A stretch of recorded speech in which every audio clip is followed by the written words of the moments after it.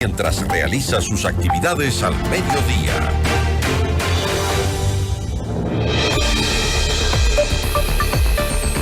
Crear una central de inteligencia es el punto central del Plan Fénix, que es la estrategia de seguridad que Daniel Noboa quiere implementar durante su gestión como presidente. ¿Qué implica esto en el anhelo de deshacernos de los altos niveles de criminalidad en el país?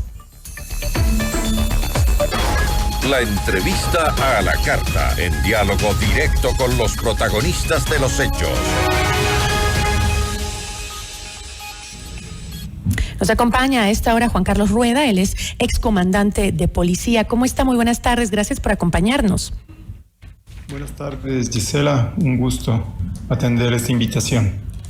Bueno, entiendo que las primeras acciones de este Plan Fénix han sido reorganizar las entidades ejecutoras del ramo de la seguridad, cambios en la cúpula militar y policial principalmente, que suelen hacerse, creo, entiendo yo, cuando entra un nuevo gobierno, pero esta vez llama mucho la atención por las declaraciones de la misma ministra Palencia, quien afirmó que se juega la vida con esos cambios. ¿Usted considera que esas declaraciones tienen que ver con esta penetración de la que se ha hablado mucho del narcotráfico y las bandas organizadas del crimen en las instituciones de seguridad del Estado? Gisela, yo voy a contextualizar el tema. Okay. Creo que los oficiales generales del alto mando son oficiales profesionales que han venido forjándose a lo largo de una vida profesional que al menos les lleva 35 años y son parte de una institución, y ustedes, los medios de comunicación, los periodistas, son testigos del desarrollo profesional de cada uno de estos elementos. Sin embargo, ahora, en un contexto, en un cambio de gobierno, obviamente los oficiales del alto mando, con un alto sentido de civismo, han puesto ellos voluntariamente a consideración de la autoridad política, sin tener la obligación legal de hacerlo, sus cargos a disposición para que sea él el que tome la decisión de reorganizar el mando. Esto de ninguna manera se compadece con las declaraciones de la señora ministra Palencia, que dice que se juega la vida al retirar de funciones a varios de los generales. Creo que hay que tomar cosas con la seriedad del caso y con el civismo que corresponde. Pero ella se refirió, ella dijo textualmente. Sí, estoy de acuerdo. Pero ella se refirió puntualmente al cambio de mando, ¿no? Dijo, este cambio de mando me puede costar la vida, dijo. Y otra cosa, un paréntesis en lo que usted dijo que creo que es importante. Si bien yo aclaré que sí, es normal que se hagan cambios en un nuevo gobierno, ¿no? Eso es normal. Pero además de las declaraciones de la ministra, también hay el hecho de que no se siguió un orden de sucesión. Usted mencionó los militares, los policías, los agentes del orden, sobre todo los rangos altos, tienen años de experiencia trabajando y preparándose para ocupar cargos por sucesión, por estudios, por rango, por años de trabajo, ¿no? En este caso no se hizo como normalmente se lo hace, analizando quiénes son los que deben suceder a los que ya estuvieron en el cargo, por lo que usted mismo dijo, por esa preparación. ¿Por qué se lo hizo así entonces? Mire, es una prerrogativa del presidente de la República designar al comandante de la Policía Nacional como a los comandantes de fuerza y el jefe del Estado Mayor de las Fuerzas Armadas. Ahí creo que tiene un rol importante la relación entre el sector político del Ejecutivo, a quien le corresponde garantizar la seguridad del Estado y establecer las políticas en el área de defensa y de seguridad. Y a los comandantes de fuerza les corresponde tener un cuerpo de generales y la institución para gestionar las decisiones amparadas por la ley, por la Constitución, para garantizar la seguridad. Yo creo que intervenir más allá de eso les deja a los oficiales generales en calidad de comandantes generales sin ese marco de acción, y los oficiales de menor rango comienzan a tener una actitud complaciente con determinados sectores políticos. Por eso yo creo que la institucionalidad debe ser respetada. Y atendiendo a su pregunta, yo creo que el presidente debe fortalecer las instituciones, fortalecer a la Policía Nacional, dándole herramientas jurídico-institucionales para que pueda obrar. Esta idea de desarrollar una estructura de inteligencia criminal, desde luego que es bienvenida y es la que ha estado reclamando por mucho tiempo varias personalidades, varios actores, y a esta organización se le debe dar los instrumentos jurídicos para que pueda recabar toda la información y fortalecer, como le digo, no solo a la policía, a las Fuerzas Armadas, a la Fiscalía. Así es. Es increíble que en el Ecuador, en estas circunstancias de crisis, estemos tratando de disminuir las capacidades de instituciones como la Fiscalía, como la policía. Pero usted cree que, ¿a qué se refiere con disminuirlas? ¿A este cambio que ha habido en la cúpula y en no seguir la sucesión? Usted mencionó algo que, por cierto... No, a estos criterios, a estos argumentos poco felices de la señora ministra. Pero no creo que los diga sin ningún trasfondo. O sea, debe tener un peso esto que está haciendo, ¿no? Sí, pero no podemos entrar en el punto de las elucubraciones. La señora ministra ha dicho que es una persona que respeta la institucionalidad. Tiene que hacerlo, desde luego, y tiene que sostener su gestión sobre instituciones sólidas que no entren en cuestionamiento. El primer acto de la señora ministra es cuestionar y poner en duda o en vilo Pero no es novedad, lo hizo hace algunos meses en el gobierno anterior, el que no le corresponde, el embajador de los Estados Unidos, Michael Fitzpatrick, dijo. Un buen tumbo. Entonces, pero no es tumbo en tumbo. ¿Por qué lo ve así? No se lo podría ver como lo ha visto gran parte de la ciudadanía, que es el hecho de que, bueno, estamos moviendo esas estructuras del crimen que se han filtrado también a las instituciones del Estado. Y no hablamos solamente, incluso hay un informe del Ministerio del Interior en el periodo pasado que dice sobre justamente este tema, cómo se han filtrado las bandas organizadas, el crimen organizado en las instituciones no solo públicas, sino también privadas. ¿No es una manera de contrarrestar esta plaga, digamos? Usted conoce la realidad institucional. Para que un oficial llegue a esta jerarquía tiene que pasar muchos filtros que ya quisiera que otras instituciones los pasen. Desde poligrafía, pruebas de confianza, obviamente tener una vida y una justificación de su patrimonio. Y en la policía y en las Fuerzas Armadas, todo oficial que está en esta condición tiene que someterse a un escrutinio riguroso. Sin embargo, no se puede generalizar por excepciones y para eso más bien deben fortalecerse las capacidades institucionales de inspectoría. Entonces, ¿usted cree que no han sido tocadas las cúpulas? Actuar en función de rumores. No, es que no son rumores. Tenemos que ser absolutamente serios. Y ahora sí necesitamos la fortaleza de la señora ministra, del presidente de la República para enfrentar a las mafias desde el rol que les corresponde, desde el rol político, dándole herramientas a las instituciones y a los oficiales. Pero usted considera que no hay que hacer una depuración interna. Especialmente en el alto mando, responder a las necesidades, a la necesidad urgente de superar esta crisis. Pero deben darles herramientas, no solamente las herramientas logísticas, que ojalá esta vez sí se concreten, pero sobre todo deben darles herramientas jurídico-institucionales y fortalecer las instituciones.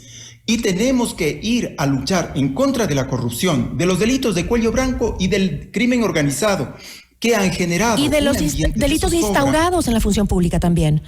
En la corrupción, en la función pública también lo tenemos que hacer. En las instituciones de seguridad también lo tenemos que hacer. Desde luego. Y son los más vulnerables, lamentablemente. ¿Por qué? Porque están justamente cerca al delito todo el tiempo. ¿Por qué? Porque lo combaten en muchos ámbitos. Y yo creo mucho en la policía y creo que la ciudadanía tiene ahora un concepto distinto, porque ha visto como la fuerza pública, tanto los militares como la policía, se enfrentan a este crimen organizado que ya no es simplemente delincuencia común, ¿no? Que son terroristas terroristas, que son narcotraficantes que vienen con experiencia de otros países a infiltrar el miedo, el terror en nuestro territorio. Y creo que el país reconoce ese trabajo de las Fuerzas Armadas y la policía. Pero también creo que es importante, y creo que eso es a lo que se debe haber referido la ministra, ¿no? Es limpiar esas instituciones del orden para que puedan actuar con mayor claridad frente a esta delincuencia. Ciertamente, yo he estado leyendo la Estrategia Nacional contra el Crimen Organizado. Y en esa estrategia, en el diagnóstico, se establece que el 93% de los casos de delincuencia organizada y las medidas que van orientadas a recuperar los recursos mal habidos, tanto de la corrupción cuanto del crimen organizado, se diluyen. Si la ministra y el presidente tienen el valor para retirar a un general que no puede decir más allá de presentar su renuncia en forma voluntaria y acusar de que por ese hecho estos oficiales corren un peligro, la señora ministra, yo le garantizo a la señora ministra que no corre ningún peligro. Por esa razón, corre peligro cuando toque los lugares y los puntos sensibles del crimen organizado, de las mafias políticas que están cooperando, porque no se entiende que haya crimen organizado a este nivel, que haya este nivel de violencia, que haya este nivel de corrupción, si no hay apoyo, si no hay una coparticipación de algunos sectores políticos que son operadores del crimen organizado. Y también con los sectores institucionales, como la policía y el ejército. Desde luego, se han infiltrado, y por eso le digo, hay que darle a la justicia, a la fiscalía, a la policía, a las Fuerzas Armadas, instrumentos jurídicos internos para que se depuren.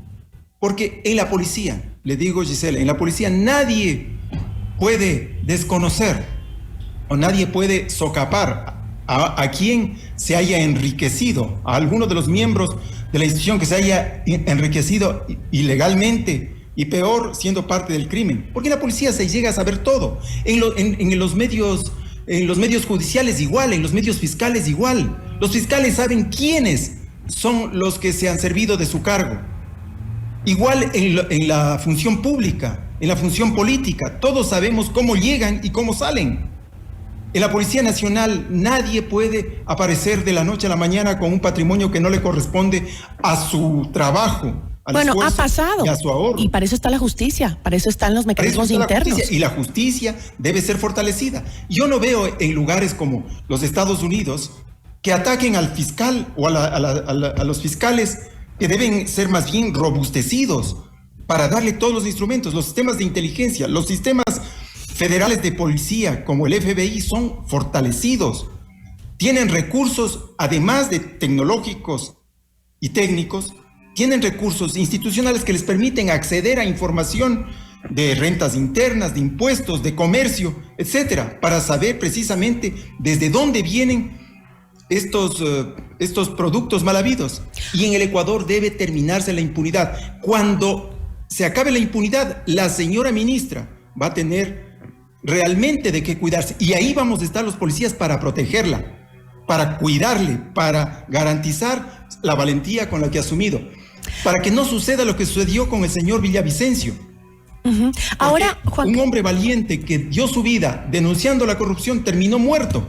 Juan Carlos, enfocándonos un poco más en este plan Fénix que plantea el gobierno de Daniel Noboa para como una estrategia de seguridad, se plantea, y sabemos muy poco, y es entendible porque sabemos muy poco, porque estos son temas que también se tienen que mantener en sigilo, en secreto, para poder establecer las estrategias de golpe a la delincuencia, ¿no? La ministra dijo que tiene 3 ejes este plan: inteligencia, estrategia, táctica y operativa. Y para eso se ha pedido la ayuda de Israel, que va a colaborar, entiendo yo, con la creación de este centro de inteligencia. Yo me preguntaba, como ciudadano común, que yo no soy experta en seguridad, mucho menos, pero sí me preguntaba, ¿que acaso nuestras Fuerzas Armadas y nuestra policía no cuentan con centrales de inteligencia? Yo creo que es unir a las dos.